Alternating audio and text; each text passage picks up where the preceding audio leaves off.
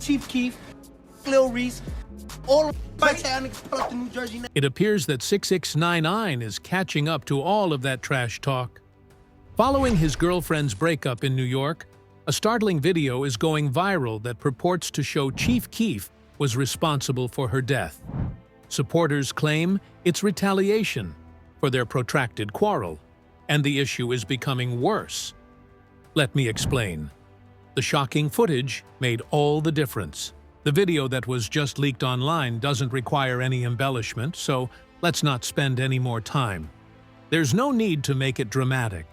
Hip-hop has never seen a video clip as intense, unsettling, and, to be honest, as implausible as this one. Viral claims state that a film has emerged that seems to show Chief Keef, the legendary Chicago drill man, firing the shot that killed Tekashi 69's lover. This is not hearsay from the tabloids. This isn't just another trolling ploy by 6ix9ine to gain influence.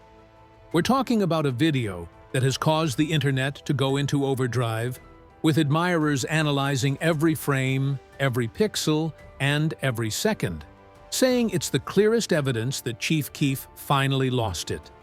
The events, how did we do?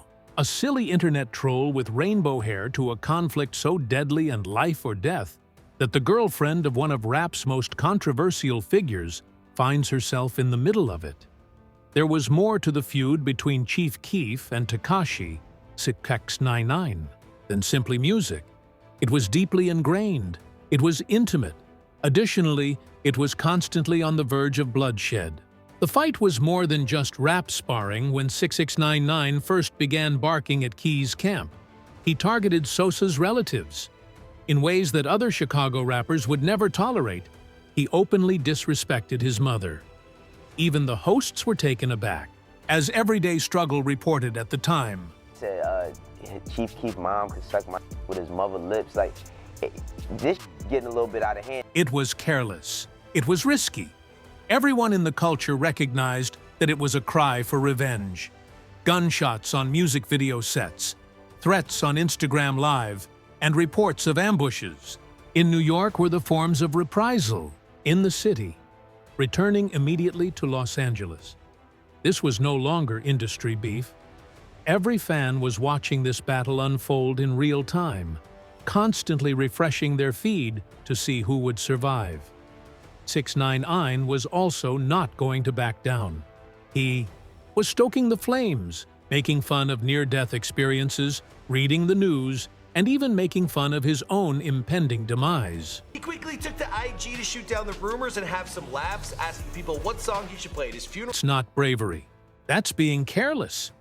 That is the hubris of a man who believes he is immune to repercussions.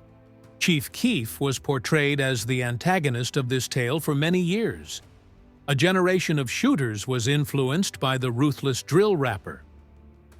The Chicago danger who was unable to escape the streets. 6ix9ine, on the other hand, portrayed the colorful court jester, the troll who should not be taken seriously. However, the story drastically changes if Sosa is suddenly more than simply drill's boogeyman. He ends up in the culture. There is more to this than a rivalry between two rappers. Relates to hip-hop's hazy distinction between performance and reality. When does trolling become a death wish and cease to be amusement? And at what point does protecting your family, your name, or your set become a life sentence? Industry insiders had already warned that this very situation was unavoidable. DJ Academics himself explained it in terrifying detail during that same episode about everyday struggles. I'm just saying that he plays a very, and I said this before, he plays a very, very dangerous game with how he's treating and eventually all it takes is one person. Chief Keef wasn't the only person 6ix9ine trolled. He made fun of the entire drill movement in Chicago. He made fun of gang affiliations. He challenged others to take action. He essentially made a target out of himself and everyone in his immediate vicinity by doing this, including the woman who may now be dead as a result of it, according to sources. On that same panel, Bueno issued a warning. It's not gonna be a rapper, like no rapper's we're not gonna hear about some famous rapper shooting 6ix9ine or doing something to 6ix9ine. It's gonna be somebody that just wants to make a name for this. Dimly lighted street corner is where the released video starts. The video seems to have been taken from a bystander's phone because it is unsteady and grainy. From behind an automobile, a hazy figure emerges with a tight-fitting sweatshirt. Shots ring out a few seconds later. You don't want to fake the scream that comes next. It's uncooked, it's guttural, it's definitely real. And now for the portion that made Reddit detectives go crazy. Fans freeze at the shooter's stance, hunched forward, lean, arm extension, and the characteristic dreadlocks that tumble out of the hood. The overpowering conclusion, framed, improved over old photos. That's Sosa. Street cred is more than simply branding to someone like Keef. It is the foundation of who he is. It was humiliation on a worldwide scale to lose that, to be called insignificant by a rainbow-haired Brooklyn troll. This video's statement is more than just a retaliatory one. It serves as a reminder to the globe that Chief Keef is more than simply a remnant from history and a reassertion of power. He remains untouchable, dangerous, and eager to go farther than anybody else. 6ix9ine himself wasn't the target. He owned it. Girlfriend. That decision wasn't made at random. Since nothing hurts more than taking away what someone loves, that decision was calculated. Proving that you can touch what's dearest to them is the loudest message you can convey. Was not about 6ix9ine's demise. The goal was to break him. The conspiracy theory web. The culture would have been ignited by the video alone. The events that followed, however, transformed this tale from a tragedy into a full-fledged conspiracy thriller.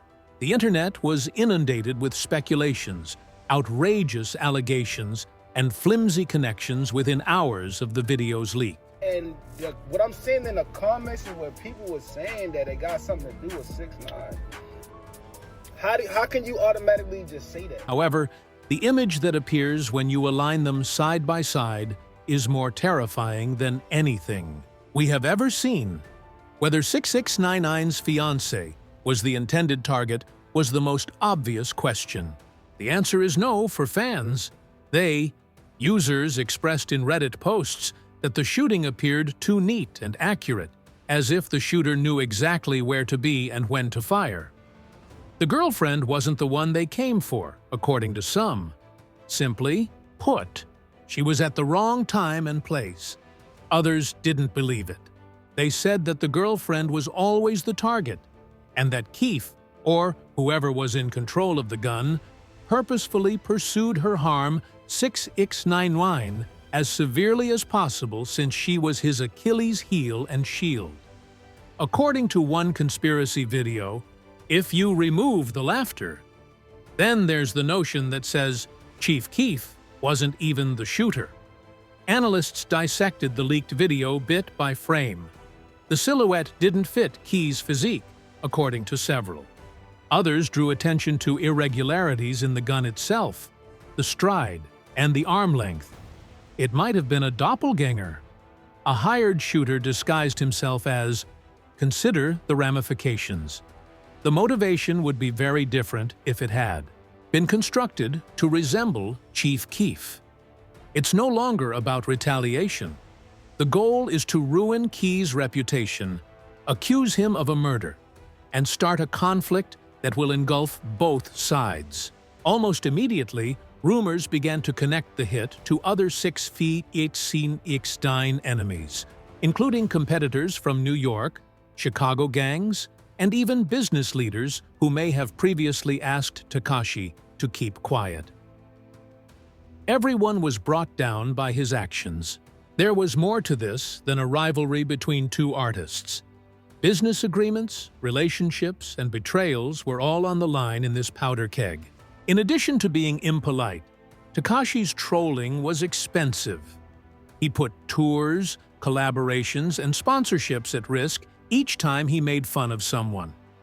Relationships became liabilities because of him. Then comes the most sinister theory. What if 6ix9ine himself was behind this whole thing? This is the same man who once fabricated his own kidnapping narrative, making it so difficult for anyone to tell the truth from fiction. This is the theory. Tekashi was aware of his diminishing buzz.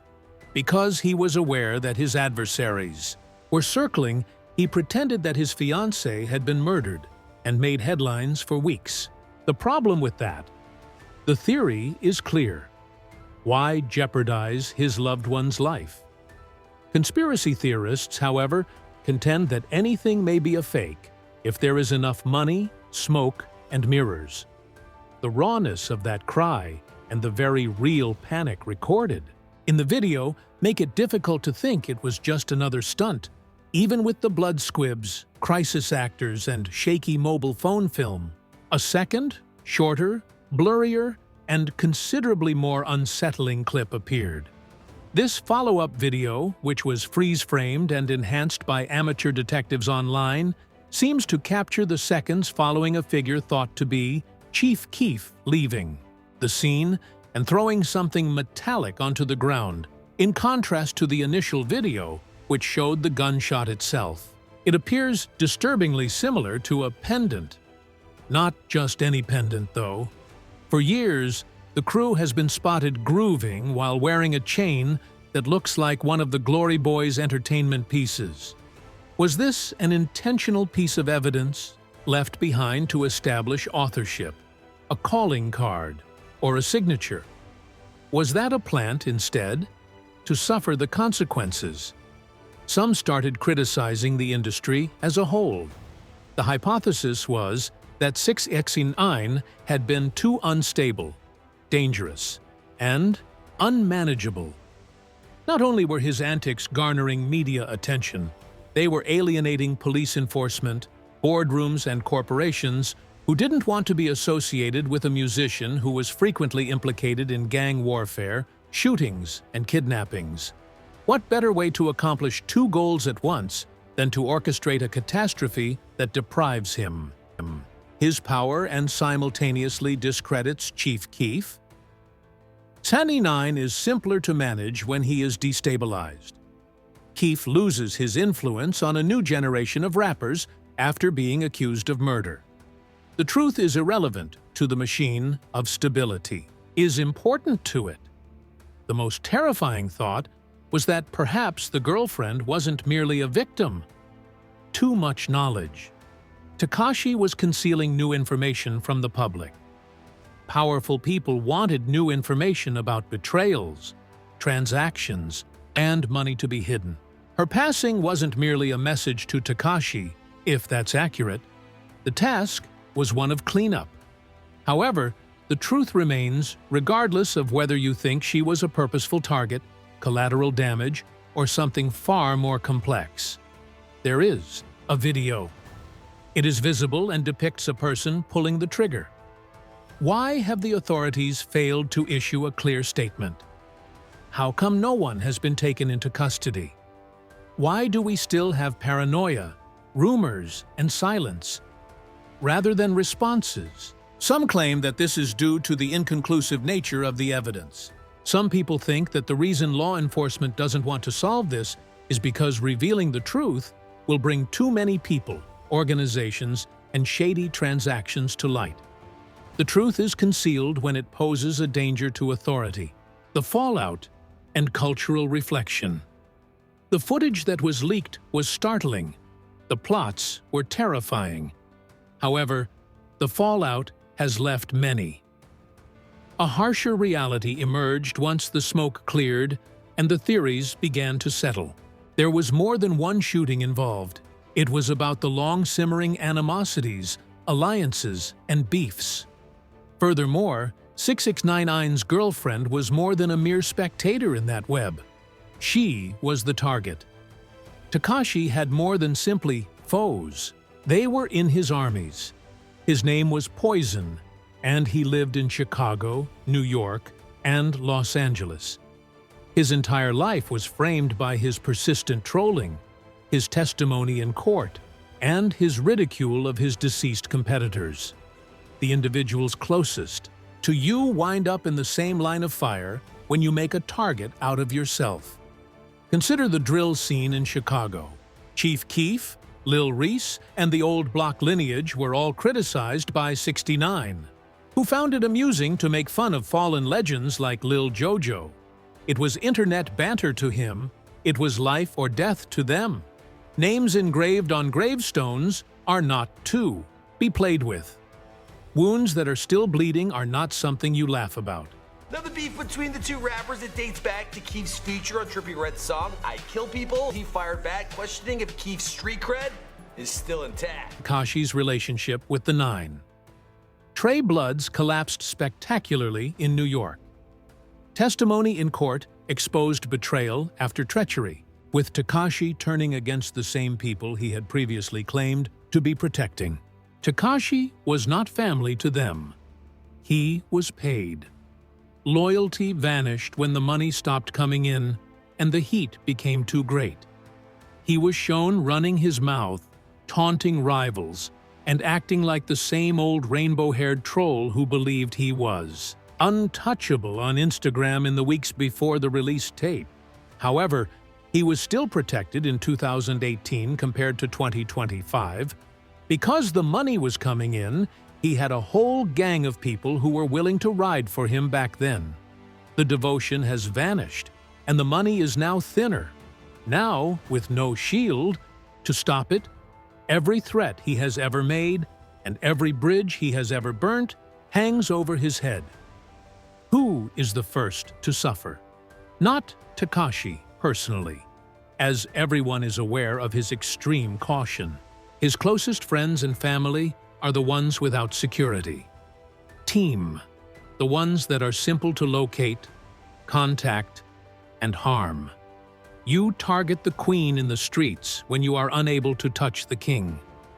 Chief Keef was portrayed as a villain by the Opbibihu industry for many years. He was dubbed the drill brutality poster kid by the media. He was held accountable by politicians for the murder and rape in Chicago. However, the same industry chuckled when Tekashi made fun of him and taunted him. They conducted interviews with 6ix9ine. They played him on the radio. They put him on stages at festivals. They made it possible for him. They added fuel to the flames. Since blood has been shed, everyone wants to act foolish. Where is the label's accountability? From the websites that make money off of 6ix9ine's trolling. From the pundits who encouraged him despite the risks. Quiet. Silence on the radio. Because nobody wants to acknowledge that contributed to the death penalty being applied to a circus act. Following the release of the video, Chief Keef did not disappear.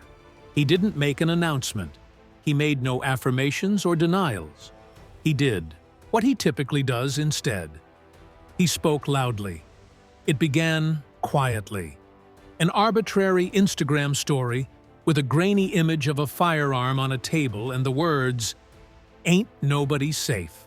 No locations, no names, but what he meant was obvious to everybody. Another post a few hours later. This time, the film that went viral coincided with a clip showing him in the studio rapping casually over a beat while spewing bars that supporters claim to be true. Then the most unsettling flex of all occurred. Wearing a necklace that had a striking resemblance to the one thrown in the video, Keef was seen laughing with friends in Los Angeles. Just a smirk that screams, "Yeah, I know what you saw, and I don't care." Without any words or captions, this conduct was not new. Following the 2012 death of Lil Jojo, his competitor, Keef famously said on Twitter, "It's upsetting, because that little person wanted to be like us." Elmuth, hash. The message was evident, even if the tweet was later removed. Rather than lamenting catastrophe, Keef had a tendency to make fun of it.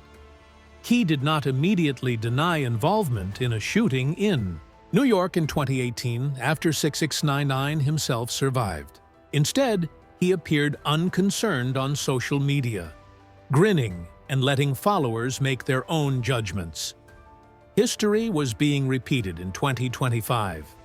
There was neither regret nor quiet when a young woman died. Subliminal pictures, cryptic subtitles, and an attitude that challenged anyone were all part of the response.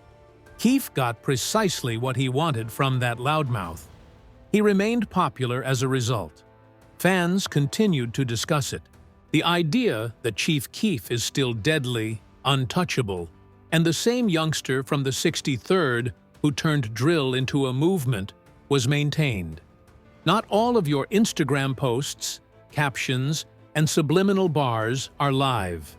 It bounces across the culture, causing revenge and fostering paranoia, sustaining the violent cycle. 6ix9ine finds himself in a tight spot the more Keef slams his jaws. Being out-trolled by his fiercest opponent is the height of humiliation for someone whose entire career has been based on trolling. According to sources, Tekashi is enraged, yelling at his group and preparing his next move in an attempt to regain control of the story. However, he is no longer able to win this game. Not when his adversary has transformed trolling into fear and silence into strength. Keef doesn't have to come clean. The court of public opinion has already determined that he did it. Therefore, he doesn't need to provide any proof. And that impression just gets strengthened with each post from a loudmouth. Is this indeed Keef's retaliation? Not only was Tekashi's girlfriend taken away, but his voice was also taken away, rendering the self-described troll king useless in the one space he ever controlled, the internet.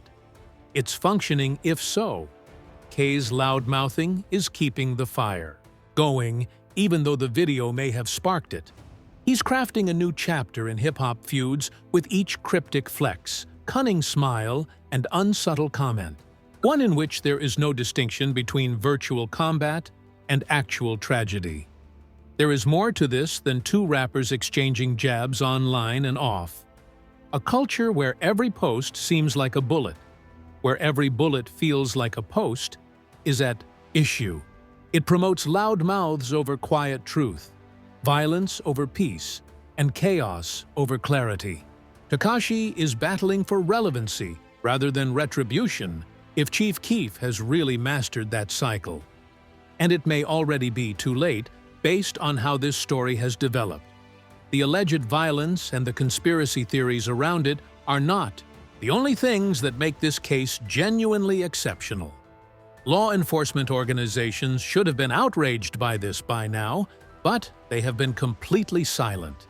Police departments' eerie silence in a time when social media posts turn into evidence, and digital footprints result in arrests within hours. More doubts are raised by the fact that it was leaked across several jurisdictions. Consider it. This case should be closed because we have what seems to be unambiguous video proof of a homicide, including location information, facial recognition potential, and a series of digital breadcrumbs.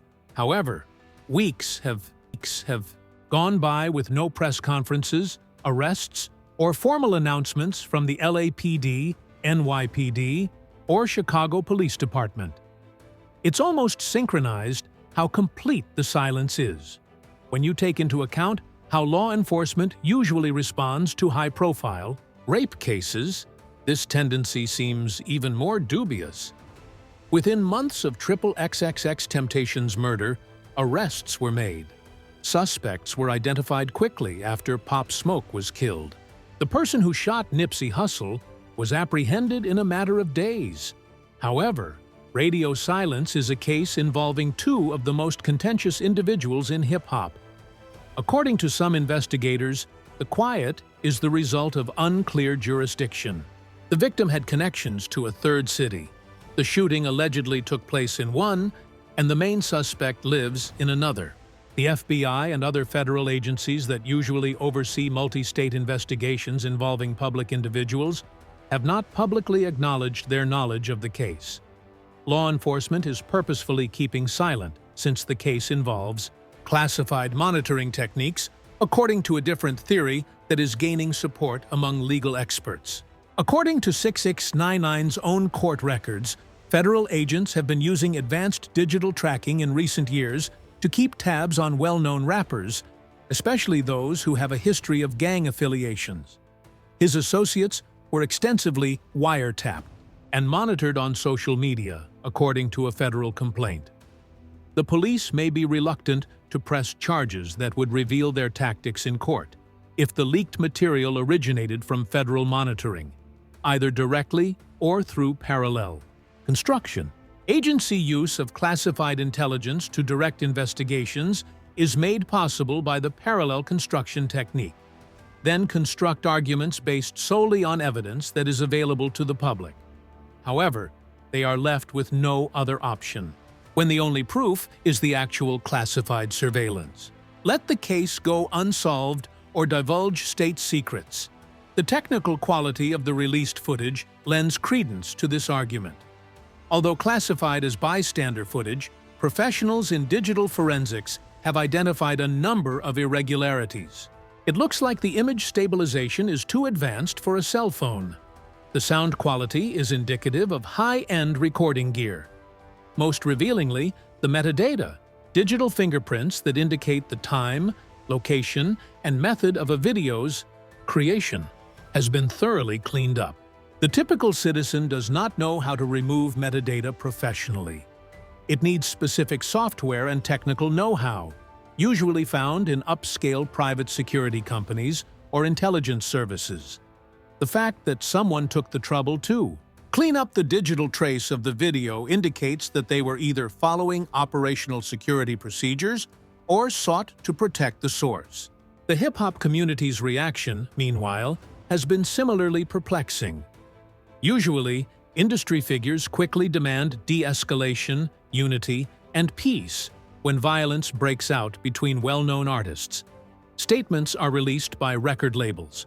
Orders to cease and desist are issued by management firms. Venues for concerts can increase security or postpone performances completely. Here, none of it has occurred. Notably, major labels that represent musicians with ties to both 6ix9ine and Chief Keef have said nothing. Only the most minimal coverage has been published by industry magazines that often thrive on controversy. The topic has been handled with uncommon delicacy, even by gossip blogs that are notorious for sensationalizing everything. Everything, man. Everything. How you feeling this morning? Feeling real good. I'm tired of shit. The general lack of response implies that industry insiders are aware of information that the general public is unaware of. The orchestrated silence is nearly as striking as the video itself, whether it's a warning from law police, a threat from a powerful lawyer, or just the realization that this topic is too risky to handle. The likelihood that this silence marks a new stage in the handling of violent crimes involving celebrities is the most unsettling. Perhaps some cases are considered too delicate for the general audience to watch, in a time where every dispute becomes content and every tragedy becomes a trend. Situations in which the public's right to know is outweighed by the risk of international shame, civil upheaval, or copycat violence. We're seeing more than simply the aftermath of a shooting, if that's the case. A shadow justice system is emerging, where some offenses are handled covertly away from cameras and courtrooms. Not by public accountability, but by classified reasons. Chief Keef's continued freedom to travel, post cryptic stuff, and appear in public without fear of imprisonment would be explained by this perspective. That would account for 6ix9ine's seeming disappearance from social media in spite of his propensity for attention-seeking. It would also explain why two of the most controversial individuals in hip-hop have both become unusually quiet, just as their conflict should have reached its most fiery peak. The ramifications go well beyond this particular instance. What does it mean for justice if law enforcement is using classified criteria to choose which celebrity offenses to prosecute? What does it mean for the free press if the music industry is orchestrating silence around specific stories? What does it mean for the truth itself if surveillance film may be leaked and altered to suit unidentified goals? Analyzing grainy video, frames, or making connections between social media posts won't provide answers to these issues. They demand openness from organizations that appear committed to working behind closed doors. The leaked footage will continue to be what it has been until that transparency, if it ever materializes, occurs. No one connected to this alleged crime is being protected by the silence. Certain facts are too risky for democracy. Thank you for viewing. Examine the other cards displayed on the screen.